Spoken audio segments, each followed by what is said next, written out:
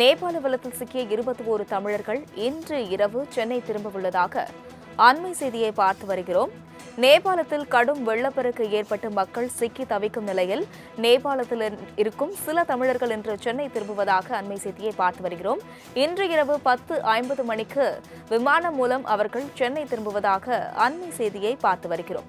நேபாளத்தில் பெருவெள்ளம் ஏற்பட்டு 500க்கும் மேற்பட்டோர் உயிரிழந்ததாக அதிகாரப்பூர்வமாக அறிவித்திருந்த நிலையில் இன்று இரவு நேபாளத்திலிருந்து அங்கு உள்ள தமிழர்கள் மீட்கப்பட்டு சென்னைக்கு 10:50 மணிக்கு விமானம் மூலம் சென்னைக்கு திரும்ப அனுப்பப்பட உள்ளதாக அண்மை செய்தியை பார்த்து வருகிறோம்.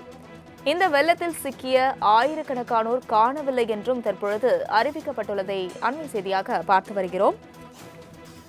நேபாளத்தில் பெருவெள்ளம் ஏற்பட்டுள்ள நிலையில் நேபாளத்திலிருந்து தமிழர்களை மீட்பது தொடர்பாக தமிழக அமைச்சர்கள் டெல்லியில் முகாம் ஒன்றில் தற்பொழுது ஆலோசனையில் ஈடுபட்டு வருகின்றனர்.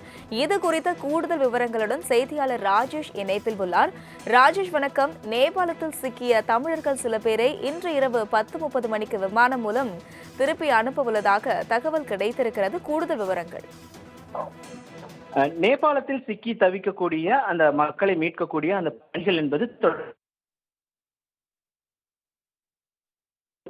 தமிழர்கள் அங்கு சிக்கிக் கொண்டார்கள். அதில் 21 தமிழர்கள் பத்திரமாக மீட்கப்பட்டிருக்கிறார்கள். அவர்கள் அனைவருமே அங்கு டெல்லியில் இருக்கக்கூடிய முகாமில் தங்க வைக்கப்பட்டிருக்கக்கூடிய சூழலில் இன்று இரவு 10:30 மணி அளவில் அவர்கள் தமிழகம் திரும்புவார்கள் என்று எதிர்பார்க்கப்படுகிறது. சென்னையிலிருந்து நேபாளத்திற்கு சுற்றுலாக்கு சென்றவர்கள் அங்கு இந்த காரணமாக அவர்கள் தவிர்த்த நிலையில் நேபாள அரசு மற்றும் இந்திய அரசு இணைந்து அவர்களை மீட்கக்கூடிய அந்த பணிகளை துரிதப்படுத்தி இருந்தார்கள். குறிப்பாக தமிழகத்தில் இருக்கக்கூடிய தமிழக அரசு சார்பாகவும் அமைச்சர் குழு அமைக்கப்பட்டு அமைச்சர்கள் நேரடியாக டெல்லி சென்று டெல்லியில் முகாமிட்டு